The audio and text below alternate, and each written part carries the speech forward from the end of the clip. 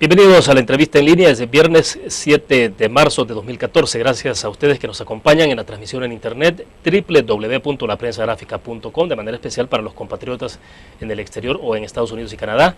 También para quienes nos ven localmente a través de Canal 37 en la señal abierta de televisión, Canal 99 en cable de Tigo. Un abrazo para ustedes.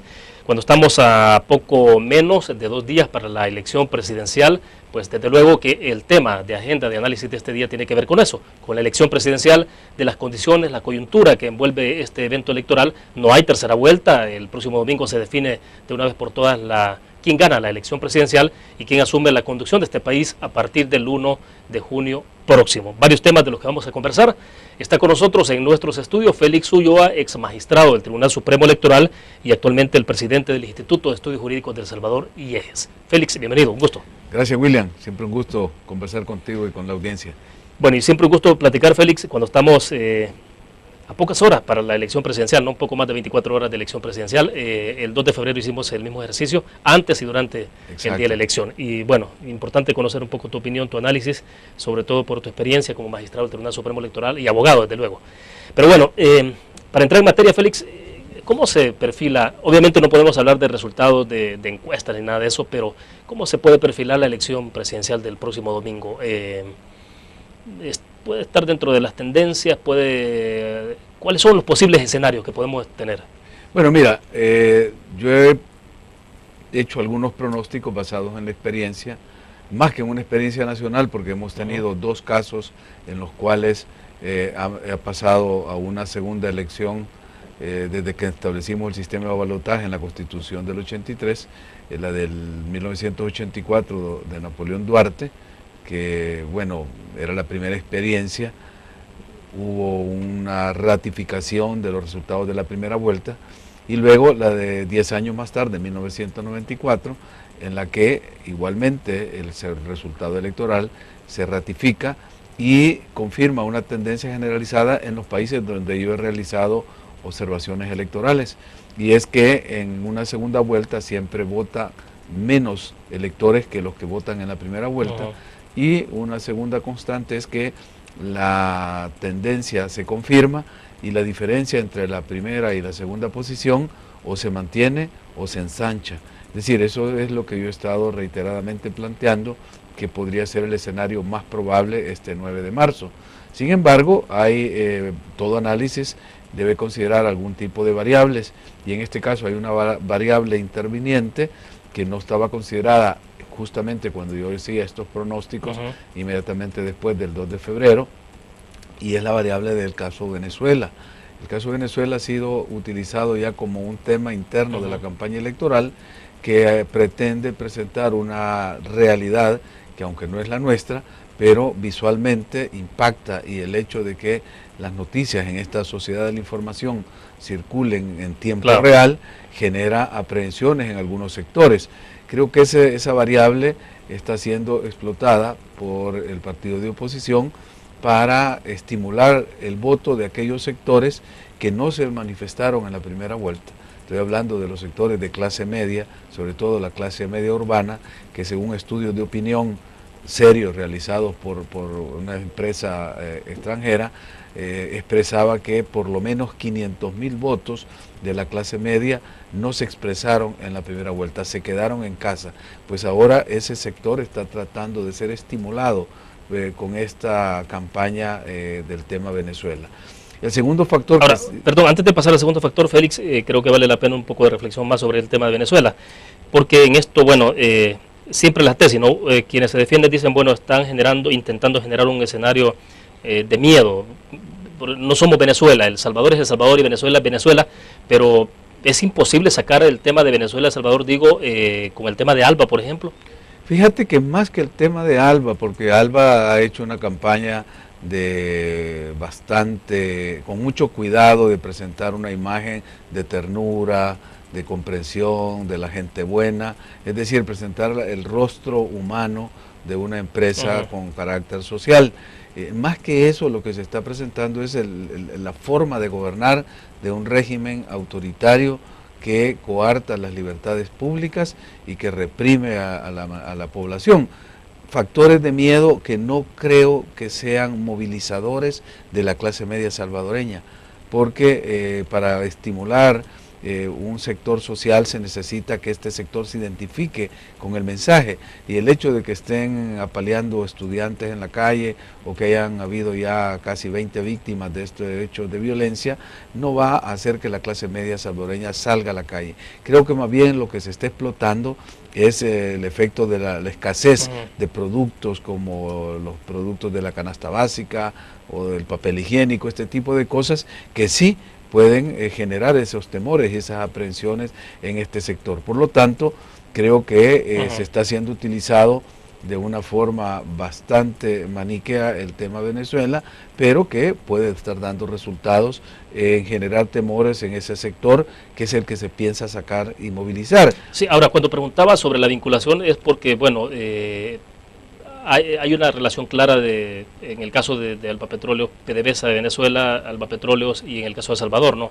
O sea, pero fíjate que el caso de Alba más bien preocupa a los sectores ya económicamente organizados, como el caso de ANEP, como el caso de la ASI, que son los que sienten que la presencia de Alba puede desplazarlos de algunas actividades económicas. Hemos visto pues que Alba ha entrado a ocupar espacios en el transporte aéreo, con la línea de beca, en los alimentos, en la industria farmacéutica, es decir, hay ciertas áreas económicas que eran privilegio de sectores empresariales y que la presencia de Alba genera estos temores. Es una cuestión directamente de interés. Es de intereses y no creo que la asociación de Alba con los hechos de violencia en las calles de Venezuela sea el motor que estimule a la clase media.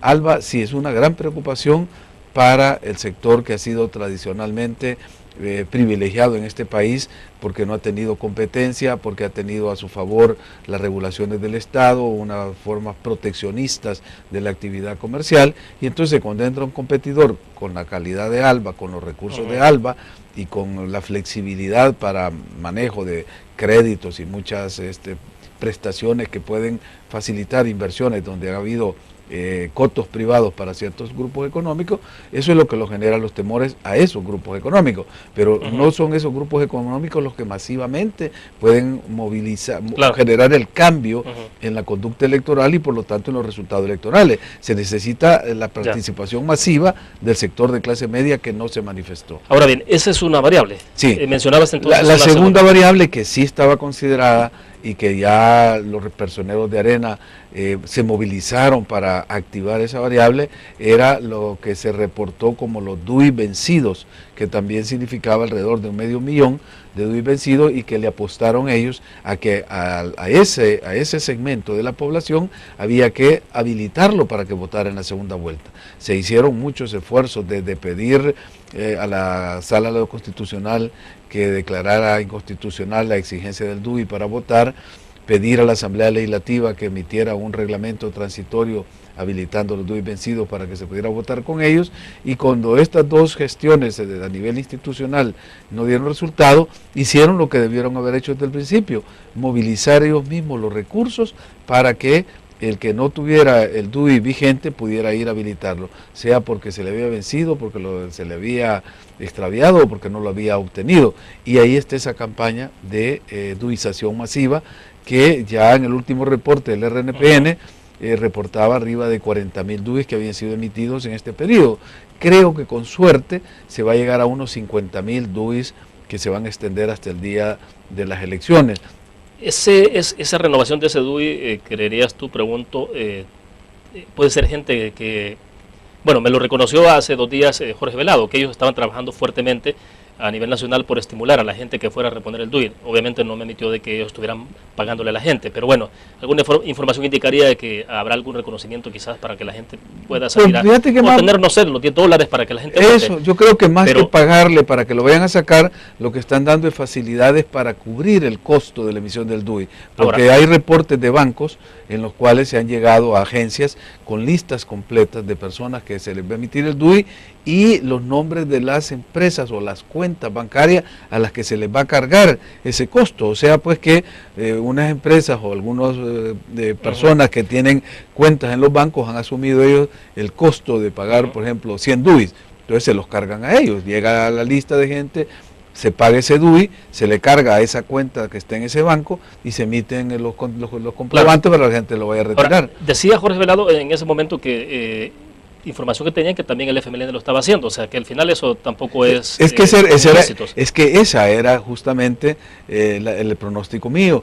Primero, que los 500.000 DUIs no eran voto para Arena. Primera tesis. Segunda, que no eran totalmente los 500.000 DUIs vencidos los que se podían reponer, porque en el reporte que teníamos conocimiento tanto del RNPN como la Junta de Vigilancia de los partidos políticos, nos indicaba que la gran mayoría de esos DUIs vencidos, recordemos que estos DUIs para que se vencieran tenían que haber pasado 8 o 10 años de haber sido emitidos. Entonces fueron emitidos ya por el 2004, 2005, 2006, y era en aquel periodo en que había otra empresa que los emitía, la DocuSal, y que facilitó a mucha gente que obtuviera DUI sin tener partida de nacimiento. O sea, había una forma muy especial de dar esos DUI que no se podía ratificar en un 100% de los... Había como 300.000 DUI que tenían una situación de irregularidad. Otros que eran... Que probablemente estos 300.000 no serán... No iban a ser revalidados. Bueno, y otros que ya se habían ido del país, personas que habían... Interrumpo un poco el análisis porque tenemos que hacer una pequeña pausa comercial. Cuando regresemos, continuamos con la reflexión. No, Volvemos.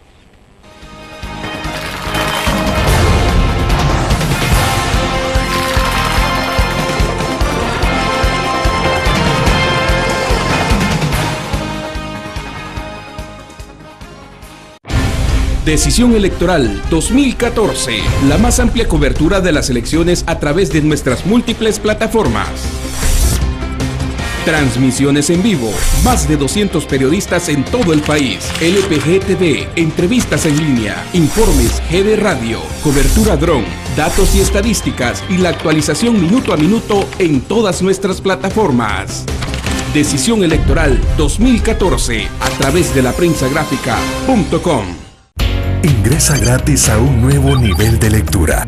Desde tu computadora, busca en nuestra página web el link del kiosco LPG. Regístrate y listo. Escoge tu lectura.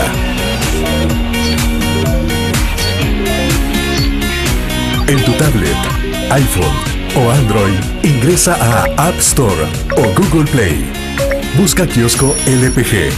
Descarga la aplicación y disfruta de todas nuestras publicaciones digitales.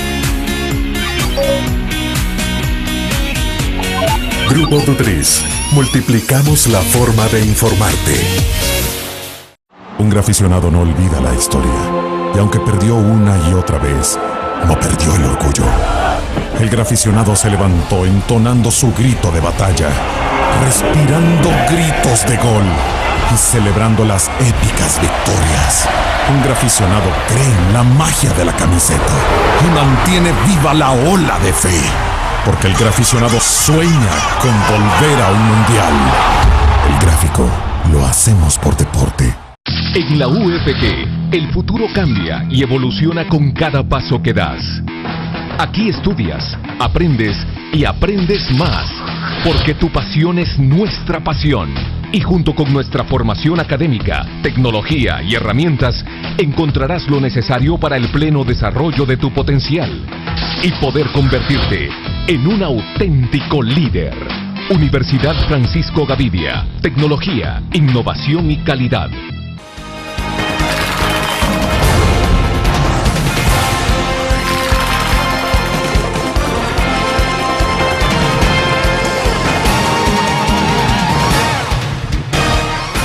Félix, bueno, nos quedamos haciendo un poco la reflexión sobre las dos variables que considerabas que podían o pueden incidir para el próximo domingo. En esta segunda vuelta, sí. En segunda vuelta. Ahora bien, pero bueno, todo esto todavía, porque obviamente nadie tiene una bola de cristal, pueden tener diferencias, aunque los partidos políticos están haciendo sus propios tracking, ¿no? O sea, sí, han hecho mediciones, creo que... lo que no se puede hacer público, pero... Sí, pero lo están realizando y con toda razón, tienen que estar haciendo ajustes de última hora, temas que pueden incidir. Recuérdate también que aunque no se puede públicamente difundir encuestas y estamos ya dentro del periodo del silencio electoral de las 72 horas antes de la elección, las redes sociales están activísimas, se está haciendo llamado al voto, se están filtrando esa parte como no está regulada, ¿no? O sea, ya lo dijo el presidente del tribunal, que ni legalmente tienen mecanismos para prohibir eso, porque no hay ninguna disposición en el código, ni materialmente lo pueden limitar. Entonces, esa es una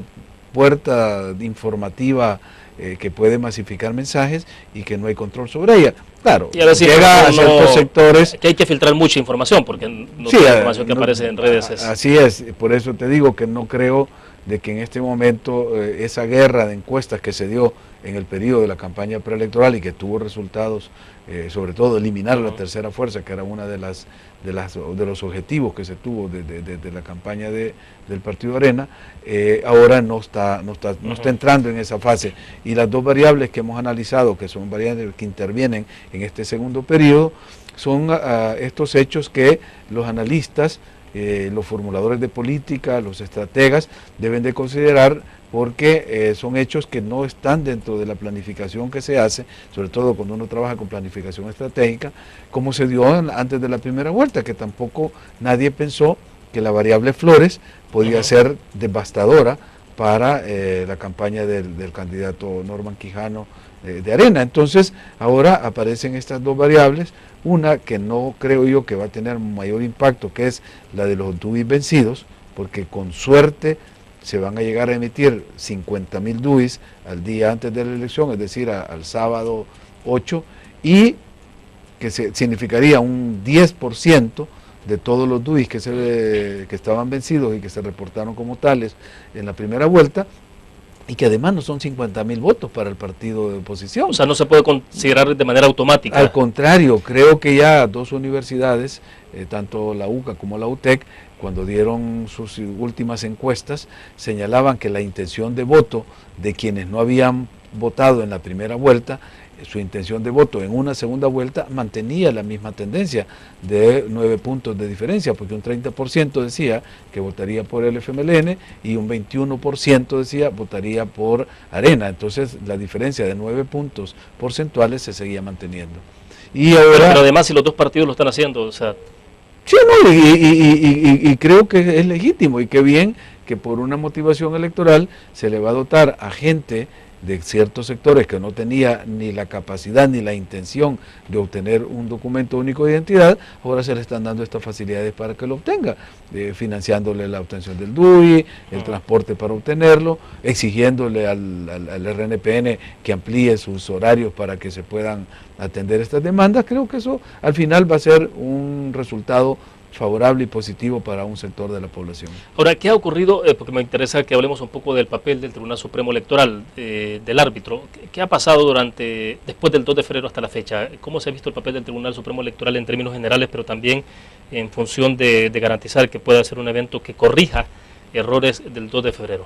Bueno, mira, muchos de los errores que se atribuyeron al Tribunal Supremo Electoral en la campaña previa al día de la elección y el propio día de la elección fue su desempeño en la función jurisdiccional, es decir, en la forma en que administró la justicia electoral. Creo que en efecto hubieron algunas fallas y algún déficit de administración en el tema jurisdiccional. En los otros aspectos, en los aspectos de la logística electoral, las operaciones electorales, sobre todo la transmisión de los resultados usando nuevas tecnologías, creo que el tribunal cumplió satisfactoriamente su trabajo.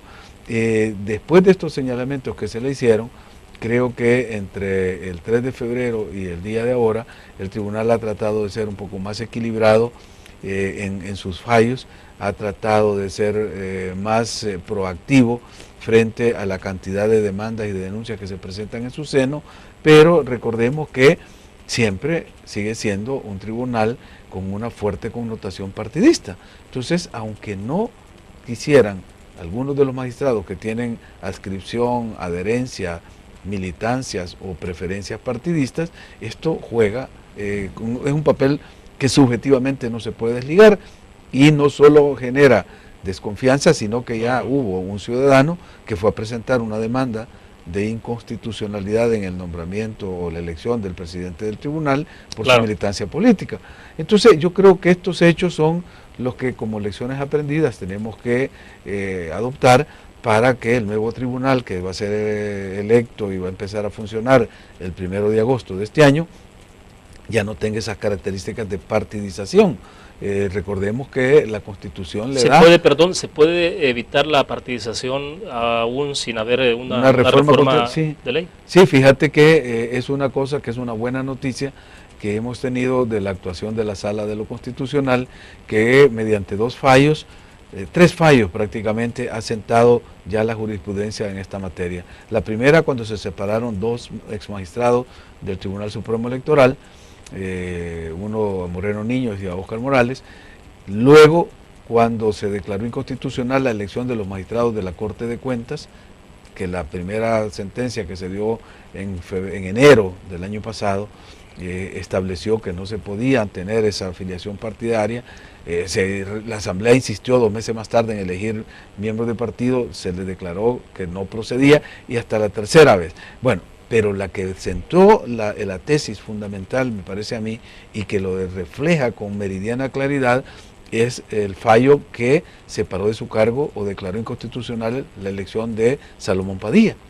Porque Salomón Padilla, a diferencia de los otros casos, él aceptó ser militante de un partido político. Entonces, en la sentencia se decía que los funcionarios que ejercen jurisdicción, por el principio de independencia judicial que está en la Constitución, no pueden estar afiliados a un partido político por una razón muy válida y legal, porque la ley de partidos políticos, de los artículos 32 al 35, creo que refiere la sentencia, los afiliados a los partidos políticos le deben lealtad al partido, a su plataforma, a su plan ideológico, etcétera, pero además dice, le deben obediencia a los órganos de dirección y a las autoridades del partido. Entonces, un militante de partido, si sigue y es un buen militante, tiene que obedecer a los dirigentes y a las autoridades del partido. Porque eso es lo que se deriva del reglamento, de las los estatutos, de un partido político. De los estatutos, pero también de la ley. Es que está en la ley de partido político. La persona se somete. Se somete voluntariamente, por supuesto, a hacerle algo al partido. Entonces ya, cuando ejerce jurisdicción, que la Constitución le exige que haya un principio de independencia judicial para que la justicia sea imparcial, entonces ya hay un conflicto porque está siendo obediente, o debe de ser obediente, o debe de obedecer una instrucción del partido, y a la vez tiene que mantener el principio de independencia. Entonces, frente a esa contradicción, dice, lo correcto, lo legal y lo constitucional es que los que son miembros de partidos políticos no ejerzan jurisdicción. No es que prohíbe, como han reaccionado equivocadamente muchos dirigentes políticos y muchos funcionarios, de que les está limitando su derecho constitucional de militar en partidos políticos. Al contrario, creo que la militancia en un partido político no solo es un derecho de un ciudadano, sino que es un privilegio de poder estar afiliado a un partido y desde ahí servirle a la nación, al Estado, pero en cargos que no generen este tipo de conflicto. Por ejemplo, los directores de las instituciones autónomas, los ministros, bueno, los diputados, pues sí, que es más claro que un diputado entra por partido, pero no para ejercer jurisdicción. Entonces, todo esto lleva a que el próximo tribunal perfectamente se puede definitivamente no tendrá que tener miembros de partido político, porque si bien es cierto el artículo 208 de la Constitución le da a los 3 partidos o coaliciones que tuvieron la mayor votación en una elección presidencial el derecho de proponer a los magistrados, no les dice que tienen que ser afiliados a su partido, sino que los partidos tienen el derecho de proponerlo. Entonces tendrán que proponer, como hicieron con los magistrados de la Corte de Cuentas o con los magistrados de la Corte Suprema de Justicia, personas que no estén afiliadas a partidos políticos. O sea, esa es la buena noticia. O sea, sí, los partidos políticos tienen el derecho de proponer las ternas, la propuesta, pero no pueden ser que los 3 propuestos no sean afiliados o militantes, mucho menos como ahora, pues que son miembros de los organismos de dirección de los partidos, que es todavía mucho más seria la responsabilidad partidaria, porque además de estar sometido a los estatutos y a la ley de partidos políticos, se le debe obediencia a esos órganos de dirección de los partidos políticos. Bueno, eso es lo que se esperaría entonces para el próximo tribunal, ¿no? El 1 de agosto. Porque se renueva totalmente, ¿no? Totalmente. El Tribunal Supremo Electoral. 5, sí. Claro, se pueden reelegir algunos. De hecho, este tribunal se reeligió prácticamente en un 80%. Es decir, los mismos, por lo menos los 5 propietarios y varios suplentes son los mismos que estaban electos en el 2004 y fueron reelectos en el 2009. Bueno, perfecto. Nos queda todavía algún espacio para que conversemos un poco en perspectiva, Félix, de cuál es el estado del país, un poco qué va a pasar después del día domingo, es decir, ya lunes, o sea, porque muchos dicen que la situación del país no espera para que el nuevo presidente tome posesión a partir del 1 de junio, sino que antes tendrá que comenzar a ver los grandes problemas que enfrenta El Salvador. Exacto. Vamos a una pausa y hablamos del tema.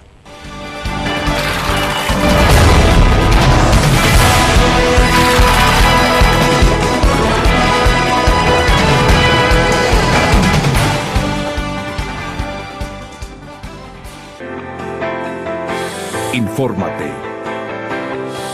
Exprésate. Y disfruta tu música. Punto 105. La radio del joven adulto. Infórmate. Exprésate. Y disfruta tu música. Punto 105. La radio del joven adulto. Decisión Electoral 2014, la más amplia cobertura de las elecciones a través de nuestras múltiples plataformas. Transmisiones en vivo, más de 200 periodistas en todo el país, LPG TV, entrevistas en línea, informes GD Radio, cobertura dron, datos y estadísticas y la actualización minuto a minuto en todas nuestras plataformas. Decisión Electoral 2014, a través de laprensagráfica.com. Una nueva forma de vivir la información. GDA Live de Grupo Dutriz. Ingresa a App Store o Google Play y descarga gratis la aplicación GDA Live. Ahora busca en nuestros periódicos y revistas los iconos de GDA Live. Enmarca la imagen dentro de tu pantalla para animarla. Toca 2 veces la imagen para vivir la información en pantalla completa. Y recuerda que en el código ALIVE de la portada estaremos actualizando nuestras noticias. Con GDA Live, vive la información. Grupo Dutriz, multiplicamos la forma de informarte.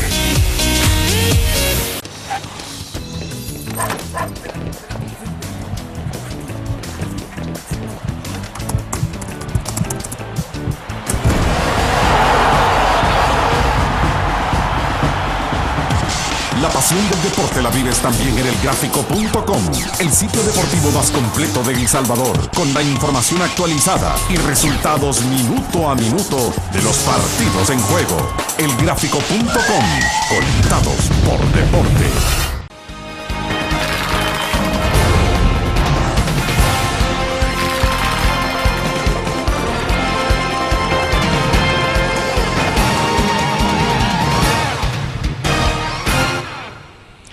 Bueno, nos quedan 2 segmentos todavía para la entrevista.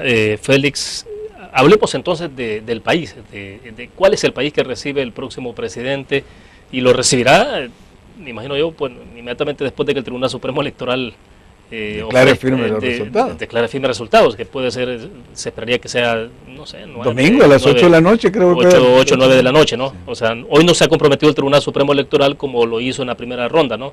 Que dijo, bueno, a las 9:30 vamos a estar dando conferencia de prensa. Hoy no ha dicho de hora, pero uno esperaría que es más expedito porque solo se van a contar 2 banderas, ¿no? O sea, pero a lo mejor con todo lo de la sanción y... No, yo creo que sabe que los resultados puede ser que estén muy reñidos. O es muy ajustado. Y entonces no quiere correr el riesgo de un equívoco. Ya me tocó a mí ver un caso de un presidente de un Tribunal Supremo Electoral que nos convocó, estábamos ahí en un teatro y dio resultados y prácticamente dio ganador a uno de los candidatos con votos que solo eran urbanos. Y cuando empezaron a llegar los votos del interior del país, el otro iba subiendo. Le veíamos la cara de sufrimiento a este funcionario. Por eso es que los tribunales no se arriesgan a dar proyecciones, sino que tienen que dar resultados oficiales. Que de certidumbre, no incertidumbre. Claro, o sea, de suerte que el que él anunció ganó, pero fue muy escaso el margen. Entonces yo creo que el tribunal en esta ocasión, con toda prudencia, debe de saber en qué momento dar un fallo, si es que la tendencia, porque ahí es donde uno mide. Acuérdate que ahora hay software que se diseñan justamente para hacer los conteos rápidos, que no fallan y que te pueden dar una proyección con bastante exactitud.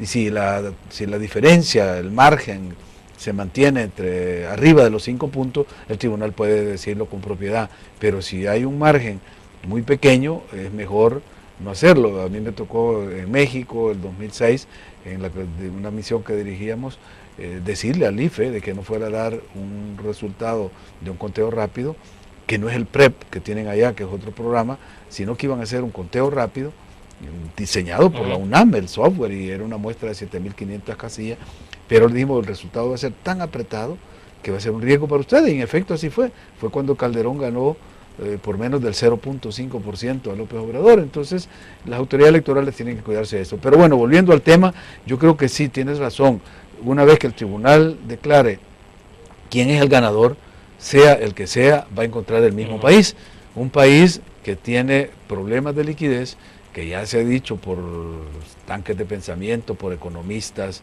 autorizados y por algunos funcionarios de gobierno, de que hay un problema de caja, de que se necesitan fondos incluso para terminar la ejecución de este año, que ya se están haciendo transferencias del segundo semestre del presupuesto para cubrir obligaciones de este. Entonces va a encontrar un problema con un gran déficit económico y una situación a nivel internacional que no es la misma que se tuvo cuando llegó el gobierno actual, que el gobierno actual llegó en la crisis, la peor crisis que ha tenido la economía mundial desde 1929-30, y con una situación financiera que se habló de las cárcavas económicas.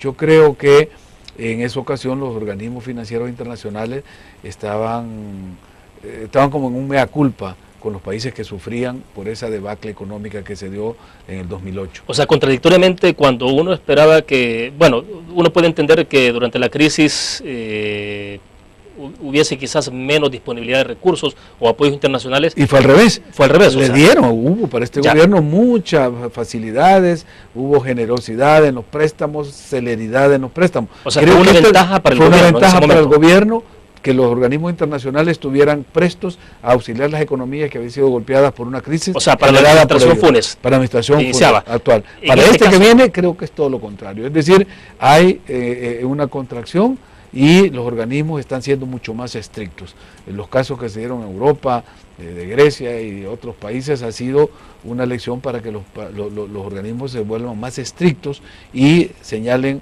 pautas más rígidas a los gobiernos cuando hacen esta gestión de asistencias financieras. Entonces, este gobierno va a tener que hacer, el nuevo gobierno va a tener que hacer mucha gestión, mucho lobby, muchos compromisos con los organismos financieros internacionales para que le puedan habilitar nuevos fondos, o sea, dinero fresco, e ir cumpliendo con las obligaciones que va a encontrar. Y eso necesariamente, acuérdate, va a pasar por acuerdos políticos que se tienen que reflejar en la asamblea, o todos los préstamos tienen que tener la votación calificada, claro, pero más allá de eso, yo creo que el nuevo gobierno va a estar consciente de que por sí solo no va a poder enfrentar una situación de crisis como la que el país tiene, que es gravísima, y por lo tanto va a tener que generar espacios de consenso mediante acuerdos nacionales, tendrá que convocar a un acuerdo nacional, y para eso va a tener que flexibilizar algunos de los que han sido temas de campaña, va a tener por otra parte que abordar los temas que en la campaña no se abordaron y que son gravísimos, estos temas que igual que cuando uno barre y mete la basura debajo de la alfombra, se escondieron en la campaña electoral, pero por ejemplo, va a tener que salir. El tema de pensiones. Pensiones, que es lo Hoy llevamos en portada de la edición impresa de la prensa gráfica justamente ese tema, que tiene que ver con la situación de las pensiones. Sí, sí, la deuda provisional es un tema vitalísimo que va a tener que abordarse inmediatamente. Me llamó la atención que el ministro de Hacienda dio conferencia de prensa, bueno, ayer, y él decía de que lo que están trabajando en este momento y lo que tienen es un diagnóstico, pero no una propuesta de cómo enfrentarlo. Él dice también que no puede ser grave que no se tenga una propuesta de cómo enfrentar eso, o sea, ¿será que, claro, se le tiene miedo a la propuesta, sobre todo por un momento electoral, de decir la propuesta incluye estas y estas medidas que no serán de beneficio para la gente? O que no tal vez de beneficio sí, pero que no serán muy populares, porque a nadie le va a gustar que le aumenten la edad de jubilación o que le aumenten las cotizaciones. Son medidas impopulares que en el largo plazo podrían venir a resolver el problema, pero nadie lo va a querer pagar en esta generación, se lo va a querer trasladar a la otra. Y el ministro, al decir eso, de que no tiene ninguna propuesta, mucho menos en ese sentido de reducir las pensiones, sobre todo al ponerles techo a las que pasan de cierta cantidad, o de aumentar la edad de retiro. Bueno, todas esas medidas impopulares, creo que, como tú dices, fue una estrategia de campaña electoral, pero que no se va a poder ocultar inmediatamente después de conocidos los resultados. Ahora, en los escenarios posibles, como solo hay dos posibles ganadores, Norman Quijano y Salvador Sánchez Serén, habría que imaginarse los dos escenarios, en el caso que ganara Arena, cuáles serían las prioridades, porque cualquiera de los dos que gane va a tener necesariamente que buscar ese amplio acuerdo, ese consenso y ese respaldo nacional para cualquier medida que se tome. De lo contrario, va a ser un gobierno condenado no solo al aislamiento interno, sino que a una confrontación social permanente que le va a generar problemas de gobernabilidad.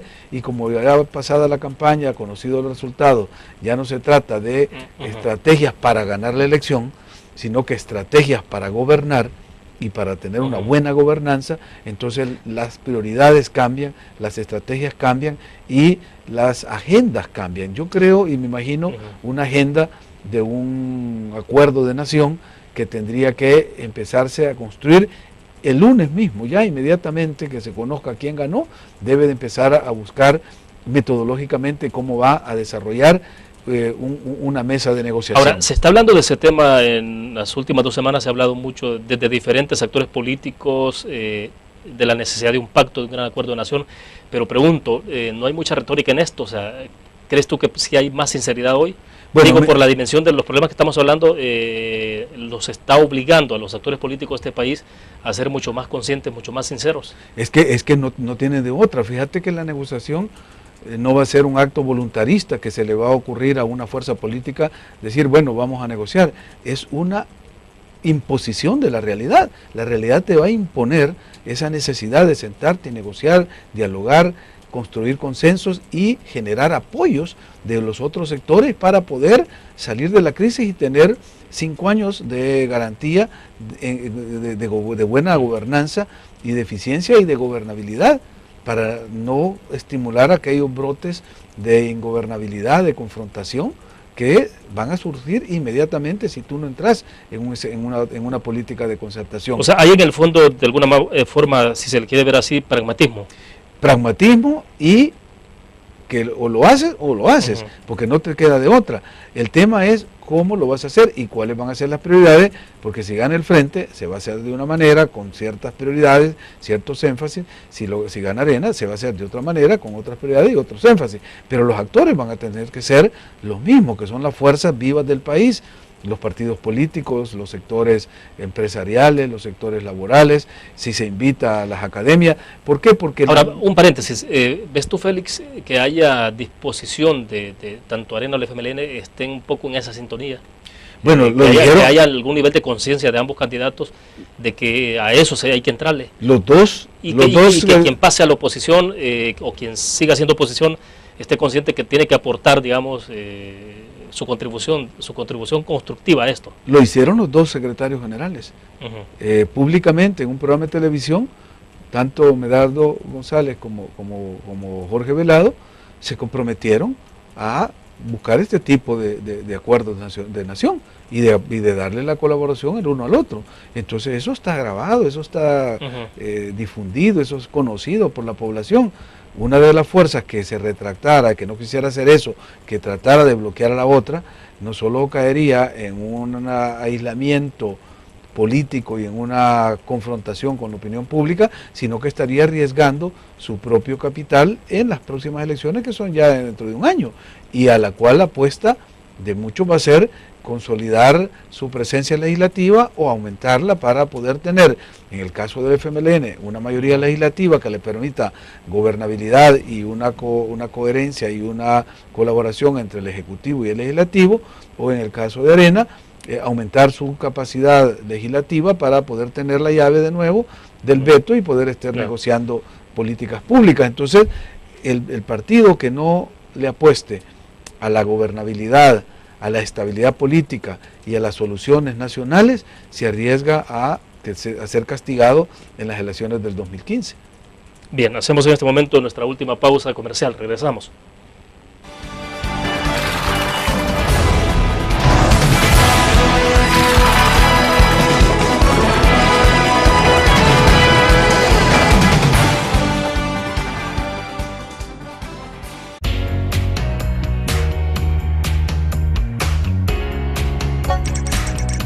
cada momento, donde quiera que estés. Te damos el mejor contenido en diferentes plataformas. Para que tú escojas el medio para informarte. Y ahora con Grupo Nutrisa Live, la nueva aplicación digital. Vive la información como una nueva experiencia en tu periódico. Multiplicamos la forma de informarte. Grupo Nutris. Un aficionado no olvida la historia, y aunque perdió una y otra vez, no perdió el orgullo. El graficionado se levantó entonando su grito de batalla, respirando gritos de gol y celebrando las épicas victorias.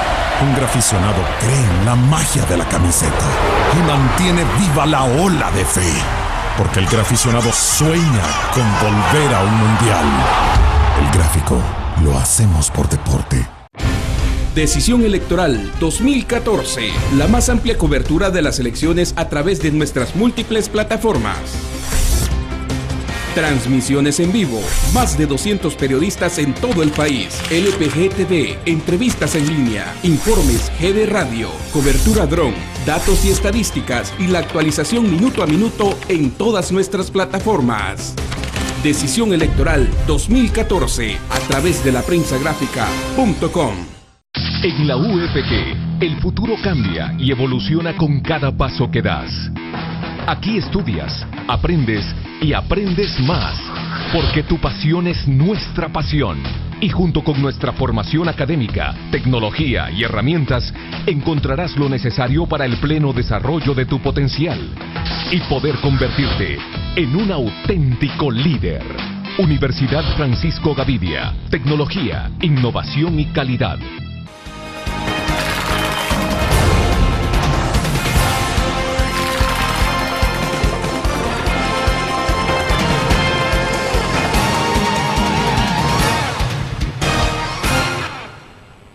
Bueno, estamos al cierre de la entrevista en línea. Félix, entonces, esa es la realidad del país que tenemos. Las opciones, las alternativas, las decisiones que hay que tomar también son escasas, o sea, y van por una misma línea, pero entonces la convocatoria, ¿quiénes deben de participar? ¿Cómo integrarse? ¿Cuál es el papel que debe jugar entonces el presidente que sea electo el domingo?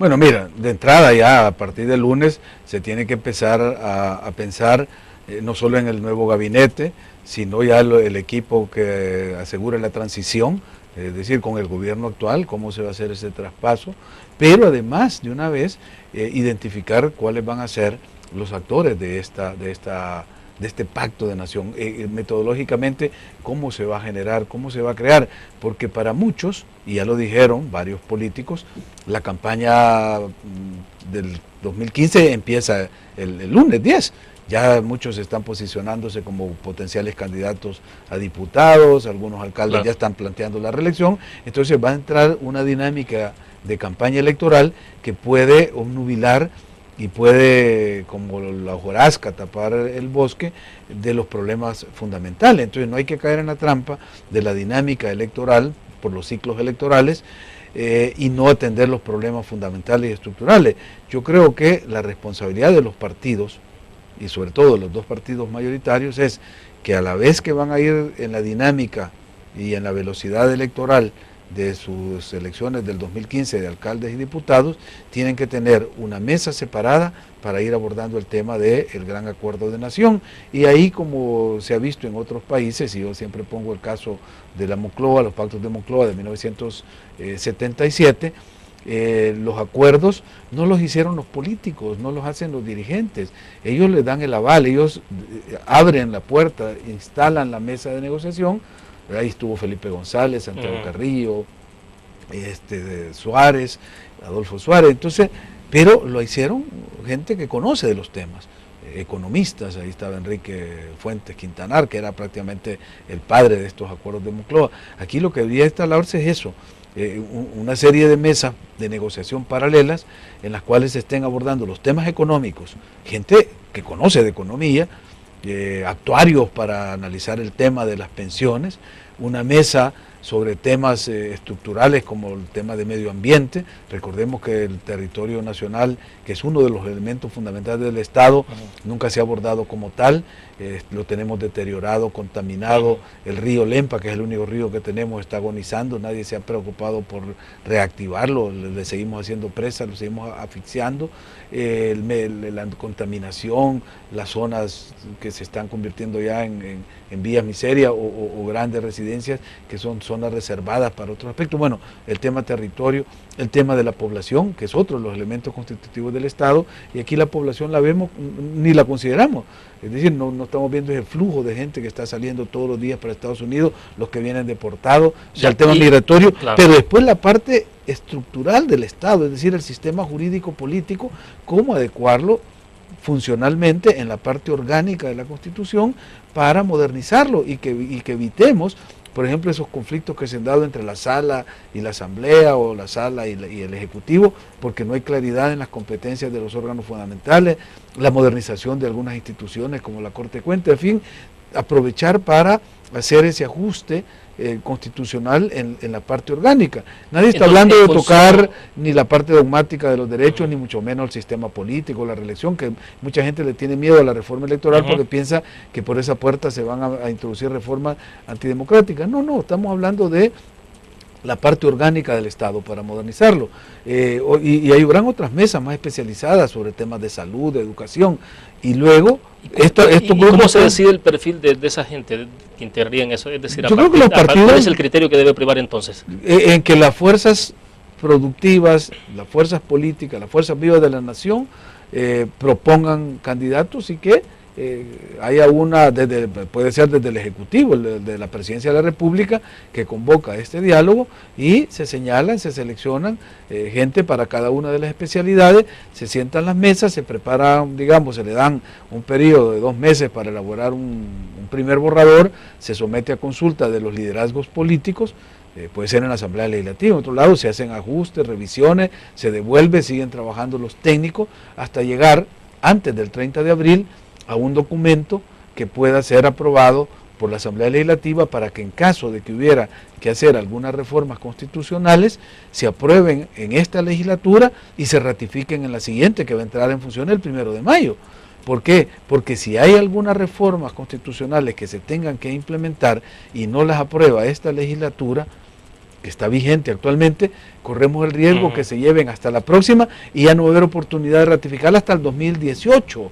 Cuando ya vamos a estar a las puertas de una nueva elección presidencial, que es el 2019, y nadie va a querer abordar estos temas de reforma constitucional. Entonces, por eso creo yo que el timing, el tiempo que tenemos, el plazo, es 1 año, de aquí al 30 de julio. Ahí es donde cualquier acuerdo de nación debe de generarse de la manera más correcta, adecuada a los tiempos modernos, a las necesidades del país, y atendiendo estos intereses nacionales. ¿Por qué menciono el pacto de Moncloa?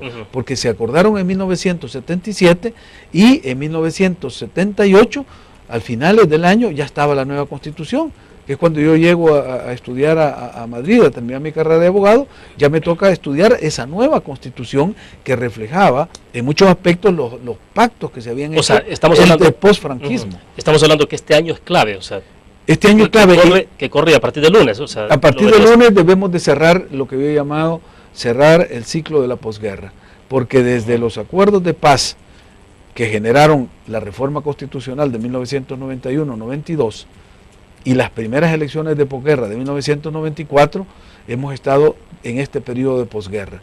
Es tiempo ya de cerrarlo y abrir el nuevo periodo, un periodo ya de institucionalidad, ya con pantalones largos, un país maduro que ha pasado pues de una época dictatorial a un conflicto armado, a un periodo de negociación, a un periodo de paz y de posguerra, y ahora es momento de reinventarlo, de refundarlo para generar esas condiciones de vida en progreso, en desarrollo y en democracia. Pero estamos hablando que hay un plazo específico, más allá de eso, ¿es hacer nada?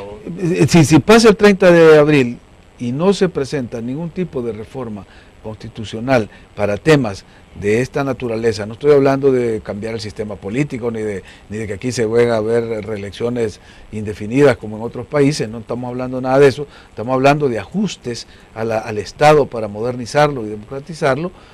Si no se hace el 30 de abril, ya no vamos a tener tiempo, porque la nueva legislatura que entra el 1 de mayo va a estar 3 años, y la siguiente que se va a elegir en el 2018 no va a querer entrar en dinámicas que pueden modificar las tendencias o las preferencias a las elecciones del siguiente año, el 2019. Por eso es que el periodo, el momento oportuno histórico es este año, del 2014, digamos ya de marzo de 2014 a abril del 2015. Ahora bien, Félix, ¿no hay margen para que un partido político o quien gane la elección se pueda sentir sobrado y decir, yo puedo prescindir de todo lo que hemos hablado en este momento y voy a caminar en la ruta en que mi partido, la dirección diga? O sea, la tentación cabe, sobre todo dependiendo de los resultados. Si un partido gana una elección con más de un 10% frente a su competidor, puede sentir que tiene la suficiente legitimidad para gobernar solo, para no hacer acuerdos, para implementar su oferta electoral, porque va a decir, sobre ella fue que yo obtuve esta legitimidad del electorado. Pero no es aconsejable en la situación en que esté el país, en las condiciones en que esté el país. Y aquí yo traería a cuenta modelos también que han sido exitosos en países fracturados, como va a quedar El Salvador ya a partir del domingo, que prácticamente se va a dividir en dos, los modelos de concertación, de reconciliación, de reunificación y de unidad nacional, y es el caso de Sudáfrica. Es decir, ver el modelo de un Mandela como un ejemplo de reconciliación nacional, de reconstrucción de identidad nacional y de unificación de una nación dividida, creo que es un modelo digno para que un próximo presidente dijera, bueno, recibo un país dividido en el que prácticamente cerca de la mitad de la población no me da su aval porque votó por el otro candidato, pero aquí está mi mano, reconstruyamos el país, salgamos adelante, sentémonos a ver cuáles son las líneas de acción, los acuerdos que vamos a alcanzar para poder sacar al país de este agujero en que se encuentra. Como estamos prácticamente cerrando, hay algo que me interesa saber, es ya de lo concreto, lo inmediato, vamos a retroceder un poco en el tiempo, es al domingo. ¿Se ve un evento electoral tranquilo, quizás como lo que tuvimos el 2 de febrero? Sí, porque fíjate que ahora he escuchado menos rumores, o al menos menos denuncias del partido de la oposición, que en las elecciones del 2 de febrero anunciaba desórdenes a las 4 de la tarde y que iban a haber una serie de actos que podrían alterar la votación. No sucedieron. La acción de las maras, que también fue otra denuncia que se hizo, tampoco se vio que fuera un factor que alterara el orden natural de la elección, y ahora que no han habido esas denuncias, no hay razón para pensar que no se van a desarrollar tranquilamente y como una jornada cívica. Así es que mi pronóstico es que vamos a tener al cierre de las urnas una manifestación nuevamente de civismo. Espero que vaya a votar la mayoría de los ciudadanos, sobre todo los que no lo hicieron en la primera vuelta, pero en todo caso esa es la democracia, ¿no? La opción, la capacidad de decidir por quién votar, si ir a votar o no ir a votar, y si voy a votar, escoger uno o escoger otro, o anular el voto. Es decir, todas esas son las posibilidades que te da una democracia como la que estamos practicando en este momento. Ahora, ¿es inevitable que el resultado del próximo domingo tenga consecuencias directas sobre la elección para diputados y alcaldes de 2015? Definitivamente. Es decir, la apuesta de los dos partidos, el que gane y el que pierda, va a ser, nuestra próxima batalla es por el Congreso, es en la Asamblea Legislativa. El que ganó, para tener una correlación mayor y ser un presidente que tenga una fracción legislativa que corresponda a su visión de Estado, de país, de sociedad, y pueda trabajar junto con la legislatura. ¿Ese hecho no puede generar un impacto directo también sobre la posibilidad de esos acuerdos de los que hemos hablado? Pues fíjate que yo los separo, por eso te decía al principio, que no hay que confundir estos intereses legítimos de los partidos, de los candidatos, de estar ya en campaña electoral para el 2015, con una mesa separada de no políticos, de no candidatos, de gente que no está en la batalla electoral, negociando y viendo el país hacia el futuro. ¿Por qué no piensa que podrían estar pensando en meterse en zancadilla, ¿no? Pero que le vaya mal al que está gobernando para... Pero eso fue lo que pasó en la guerra. Si tú te acordás, en la guerra las acciones militares se estaban dando, los combates, las confrontaciones militares, y las mesas de diálogo estaban instaladas, estaban reunidas en México, se reunían en Costa Rica, se reunían en otros países para no contaminarse de la dinámica cotidiana de la guerra. Pues aquí sería lo mismo, la dinámica cotidiana de la elección y de los intereses electorales y la campaña que van a hacer partidos y candidatos no debe contaminar a las mesas que están trabajando con una visión de país. Por eso es que digo, no deben de ser los políticos activos, los militantes, los dirigentes, sino la gente a la que ellos le delegan esa capacidad de poder formular estas propuestas para que no se contaminen con los intereses inmediatos de una campaña electoral. Bueno, perfecto, se nos agotó el tiempo. Gracias, Félix, por participar. Muy amable. Un gusto, gracias. Bueno, gracias a ustedes que nos acompañaron. Les recuerdo que tenemos transmisión especial de la entrevista en línea de toda la cobertura electoral, Decisión Electoral 2014. A partir de mañana, 6:45 de la mañana, tenemos el resumen de noticias. A las 7 en punto, la entrevista en línea. Mañana sábado, pero es una situación excepcional. Tenemos noticiero en la hora de la tarde de mañana también. Y el domingo desde las 7 de la mañana, transmisión ininterrumpida, desde las 7 de la mañana hasta que el Tribunal Supremo Electoral ofrezca la conferencia con resultados preliminares o confirme quién es el que ha ganado la elección del próximo domingo. Les invito a que nos acompañe. Eso será a partir de mañana, 6:45 de la mañana, con el resumen del noticiero de la prensa gráfica y Decisión Electoral 2014, 7 de la mañana. Gracias por su fiel sintonía.